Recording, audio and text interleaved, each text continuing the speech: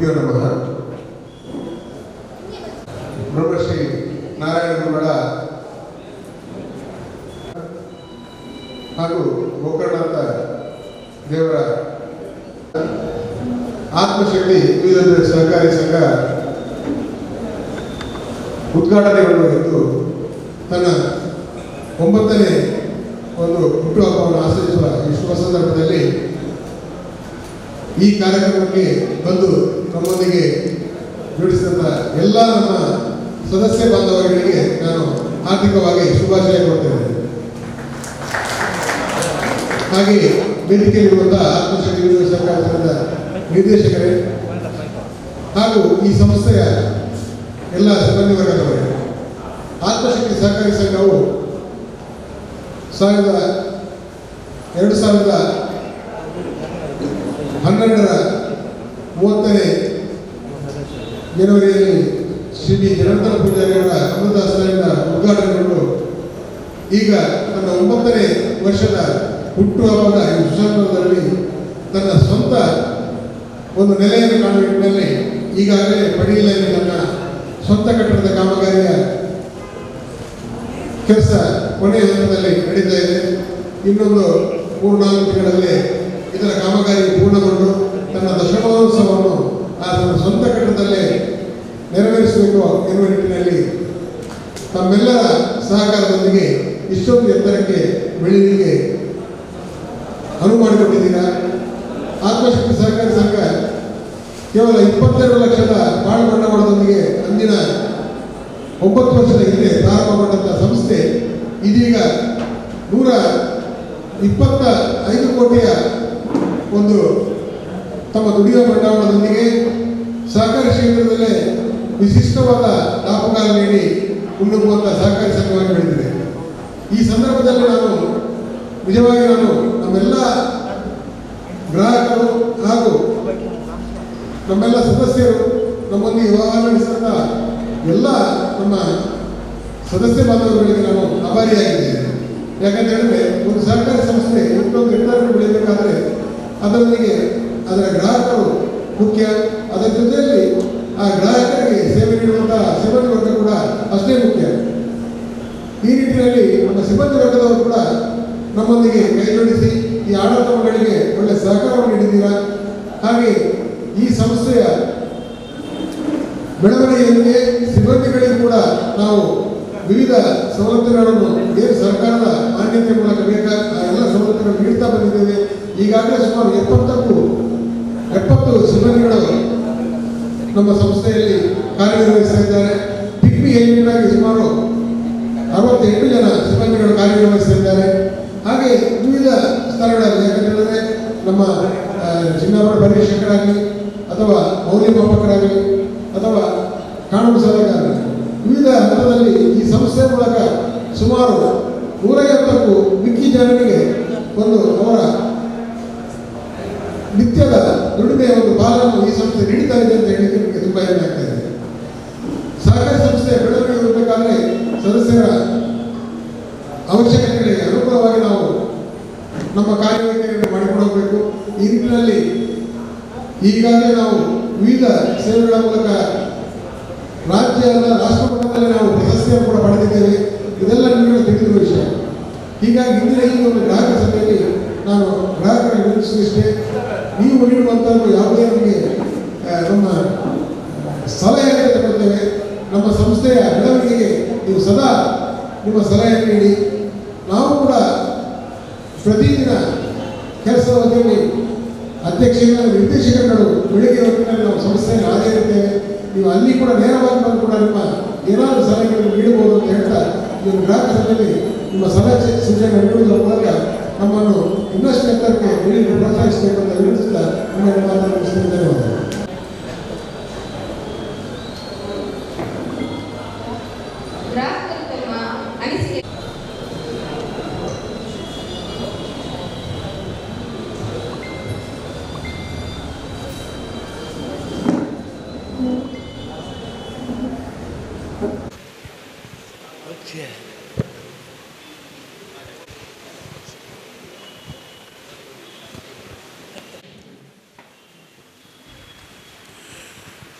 ಮುಂದಿನ ಯೋಜನೆಗಳ ಬಗ್ಗೆ ಕೇಳಿದ್ದೀರ. ಈಗಾಗಲೇ ನಮ್ಮ ಸ್ವಂತ ಕಟ್ಟಡ ಕಾಮಗಾರಿ ನಡೀತಾ ಇದೆ. ನಾವು ಸಹಕಾರ ಕ್ಷೇತ್ರದಲ್ಲಿ ಡಿಪ್ಲೊಮಾ ಮಾಡುವವರಿಗೆ ನಮ್ಮ ಸಹಕಾರಿ ಡಿಪ್ಲೊಮಾ ತರಗತಿಗಳು ಮಂಗಳೂರು ಸರ್ಕಾರಿ ಕಾಲೇಜಿನ ಆವರಣದಲ್ಲಿ ನಡೀತಾ ಉಂಟು. ಆ ತರಬೇತಿ ಕೇಂದ್ರ ನಮ್ಮ ಕೇಂದ್ರ ಕಟ್ಟಡಕ್ಕೆ ಬರ್ತದೆ ಮುಂದಿನ ದಿನಗಳಲ್ಲಿ. ಹಾಗೆ ಅಲ್ಲಿ ಹಾಸ್ಟೆಲ್ ಕೂಡ ಕಟ್ಟಡ ಆಗ್ತಾ ಇದೆ. ಹಾಸ್ಟೆಲ್ ಕೂಡ ಆ ಒಂದು ಕಟ್ಟಡದಲ್ಲಿ ಬರ್ತಾಯಿದೆ. ಸುಮಾರು 50 ಜನ ಎಂಪ್ಲಾಯೀಸ್ ಅಥವಾ ಸ್ಟೂಡೆಂಟ್ಗಳಿಗೆ ಆ ರೀತಿಯಲ್ಲಿ ಅದನ್ನು ಕೂಡ ನಾವು ಕಾರ್ಯನಿರ್ವಹಿಸಲಿಕ್ಕಿದ್ದೇವೆ.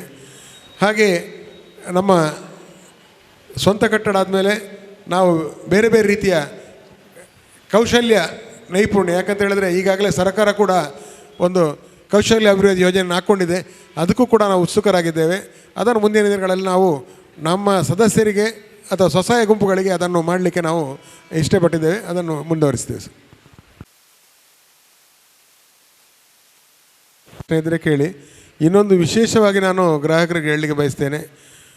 500 ದಿನಗಳ ವಿಶೇಷ ಠೇವಣಿ ಯೋಜನೆಯನ್ನು ಪ್ರಾರಂಭ ಮಾಡಿದ್ದೇವೆ. ಈ 500 ದಿನಗಳ ವಿಶೇಷ ಠೇವಣಿಯಲ್ಲಿ 9.5% ಇಂಟ್ರೆಸ್ಟ್ ನಮ್ಮದು ಇರ್ತದೆ. ಮತ್ತು ಸೀನಿಯರ್ ಸಿಟಿಸನ್ ಆದರೆ 10% ಇಂಟ್ರೆಸ್ಟ್ ಇರ್ತದೆ. ಅದು ಮುಂದಿನ ತಿಂಗಳು 30ನೇ ತಾರೀಕಿನವರೆಗೆ ವಿಶೇಷ ಯೋಜನೆ ಅದು ಈ ಒಂದು ಸಭೆಯಲ್ಲಿ. ಹಾಗೆ ಶಾರ್ಟ್ ಟರ್ಮ್ ಡೆಪಾಸಿಟಿಗೆ ಕೂಡ ವಿಶೇಷ ಬಡ್ಡಿ ದರದವನ್ನು ಹೇಳ್ತಾ ಇದ್ದೇವೆ.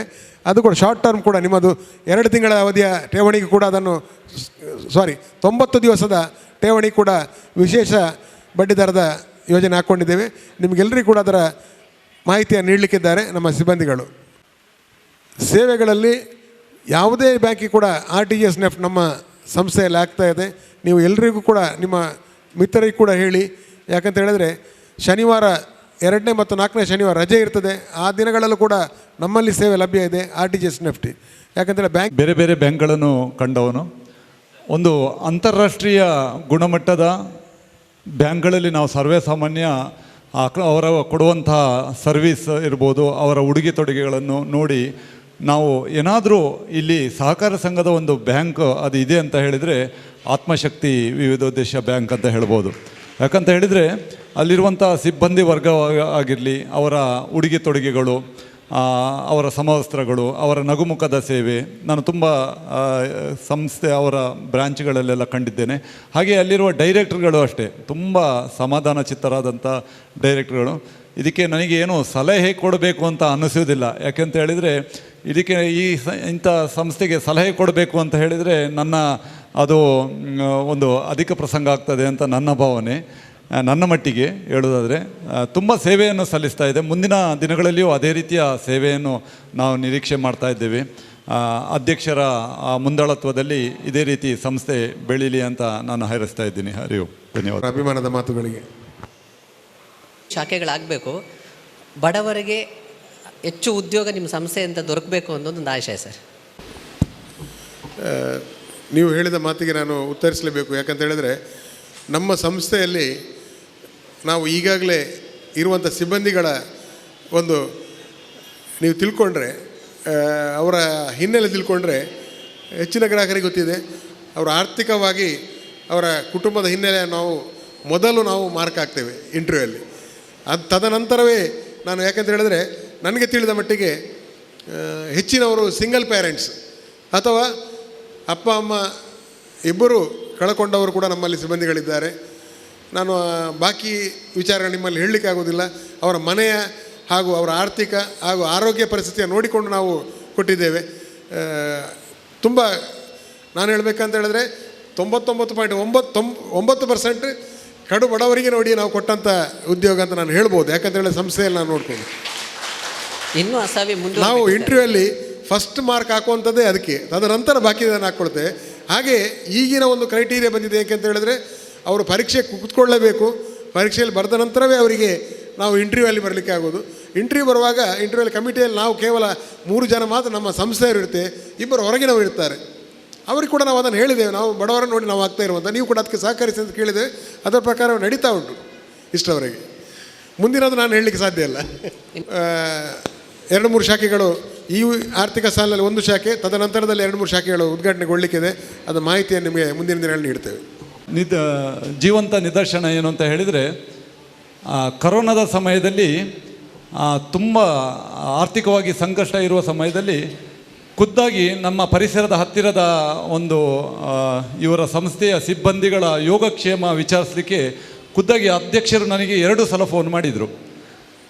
ಅಧ್ಯಕ್ಷರು 2 ಸಲ ಫೋನ್ ಮಾಡಿ ಅವರಿಗೇನಾದರೂ ಆರ್ಥಿಕವಾದಂಥ ಸಹಕಾರ ಬೇಕಾ ಅಂತ ಕೇಳಿಕೊಳ್ಳಿಕ್ಕೆ ಇಂಡೈರೆಕ್ಟಾಗಿ ನನಗೆ ಸಹಾಯ ಮಾಡಿದರು. ಅದನ್ನು ನಾನು ಇವಾಗ ಈ ಮಾತು ಬರಬೇಕಾದ್ರೆ ಪ್ರಸ್ತಾಪ ಮಾಡಲಿಕ್ಕೆ ತುಂಬ ಖುಷಿ ಪಡ್ತಾ ಇದ್ದೀನಿ. ಧನ್ಯವಾದ ಅಧ್ಯಕ್ಷರೇ. ಇಂದ ಸಂಸ್ಥೆಗೆ ಬರಬೇಕಾದ್ರೆ ಒಳ್ಳೆಯ ಒಂದು ಮನಸ್ಸಿಂದ ಬಂದರೆ ಮಾತ್ರ ಇಲ್ಲಿ ಕೆಲಸ ಮಾಡಲಿಕ್ಕೆ ಆಗ್ತದೆ. ಅವರ ಮನೆಯಲ್ಲಿರುವ ಎಲ್ಲ ತೊಂದರೆಗಳನ್ನು ನಾವು ತಗೊಳ್ಳಿಕ್ಕೆ ಆಗೋದಿಲ್ಲ. ಆದರೂ ಕೂಡ ಅವರಿಗೆ ಯಾವುದೇ ಒತ್ತಡ ಇಲ್ಲದೆ ಅವರು ಕೆಲಸಕ್ಕೆ ಬರಬೇಕು ಅನ್ನೋದು ನಮ್ಮ ಒಂದು ಸಂಸ್ಥೆಯ ಎಲ್ಲ ನಿರ್ದೇಶಕರುಗಳ ಒಂದು ನಾವು ಮೀಟಿಂಗಲ್ಲಿ ಹೇಳುವಂಥದ್ದು. ಅದನ್ನೇ ಸಿಬ್ಬಂದಿಗಳಿಗೆ ಒತ್ತಡ ತರದ ರೀತಿಯಲ್ಲಿ ನಾವು ಕೆಲಸವನ್ನು ನಿರ್ವಹಿಸ್ತಾ ಬರ್ತಾ ಇದ್ದೇವೆ. ಬೆಂದೂರ್ವೆಲ್ನ ಮಹಿಳಾ ನಮ್ಮ ದಿನಕಾಲಿಕ ಪತ್ರಿಕೆಯಲ್ಲೂ ಶ್ಲಾಘನೆಯನ್ನು ನಾವು ಓದಿದ್ದೇವೆ. ಅದಕ್ಕಾಗಿ ಧನ್ಯವಾದಗಳು. ಮಹಿಳಾ ಸ್ಟಾಫ್ ಆಗಿದ್ದೆ. ಆಗಲೇ ನಿಮ್ಮ ಬ್ಯಾಂಕಲ್ಲಿ ನಾನು 1-2 ಸರಿ ವ್ಯವಹಾರ ನಡೆಸಿದ್ದೆ.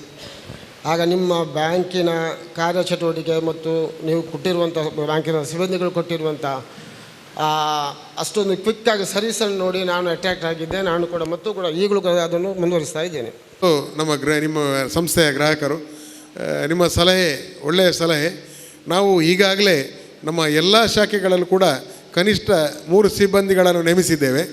ಹಾಗೆ ಕ್ಯಾಶಿನ ಬಗ್ಗೆ ಹೇಳೋದಾದರೆ ನಾವು ಹೆಚ್ಚಿನ ಕಡೆ ಕ್ಯಾಶ್ ಕೊಂಡೋಗುವಾಗ ಅಲ್ಲಿ 2, ಯಾಕಂತ ಹೇಳಿದ್ರೆ ನಮ್ಮ ಸಂಸ್ಥೆಗೆ ಈಗಾಗಲೇ ವಾಹನ ತಗೊಳ್ಳಿಕ್ಕೆ ಪರ್ಮಿಷನ್ ಸಿಕ್ಕಿದೆ.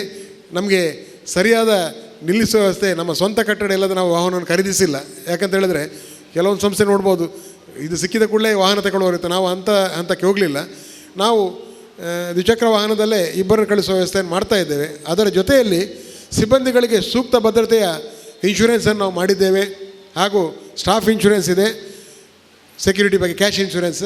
ಹಾಗೆ ಇವನ್ ಪಿಗ್ಮಿ ಅವರಿಗೂ ಕೂಡ ನಾವು ಅವರು ಕ್ಯಾಶ್ ಹ್ಯಾಂಡಲ್ ಮಾಡೋದ್ರಿಂದ ಅವರ ಮೇಲೆ ಕೂಡ ನಾವು ಗರಿಷ್ಠ ಮೊತ್ತದ ಇನ್ಶೂರೆನ್ಸನ್ನು ಕೂಡ ಮಾಡಿದ್ದೇವೆ. ಇನ್ನೊಂದು ಹಂತದಲ್ಲಿ ಹೇಳೋದಾದರೆ ಬ್ಯಾಂಕರ್ಸ್ ಇಂಡಿಮ್ನಿಟಿ ಪಾಲಿಸಿಯನ್ನು ಎಲ್ಲ ಸಹಕಾರಿ ಸಂಸ್ಥೆಗಳು ಮಾಡ್ತಾ ಇಲ್ಲ. ನಮ್ಮ ಸಂಸ್ಥೆ ಬ್ಯಾಂಕರ್ಸ್ ಇಂಡಿಮ್ನಿಟಿಯನ್ನು ಕೂಡ ಪಾಲಿಸಿಯನ್ನು ಕೂಡ ಮಾಡಿದೆ ಅಂತ ಹೇಳಲಿಕ್ಕೆ ಹೆಮ್ಮೆ ಆಗ್ತಾ ಇದೆ. ಸಂಪೂರ್ಣ ಗೋಡೆ ಕಟ್ಟಿ ಈಗ ಸಾರಣೆ ಹಂತದಲ್ಲಿದೆ. ಮೇಲ್ಛಾವಣಿ ಸಾರಣೆ ಆಗಿದೆ, ಗೋಡೆಗಳ ಸಾರಣೆ ಈಗ ನಡೀತಾ ಉಂಟು.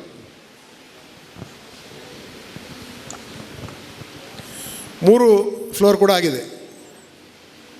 ಆತ್ಮಶಕ್ತಿ ವಿವಿಧೋದ್ದೇಶ ಸಹಕಾರಿ ಸಂಘ ಇದರ 9ನೇ ಗ್ರಾಹಕರ ಸಭೆ.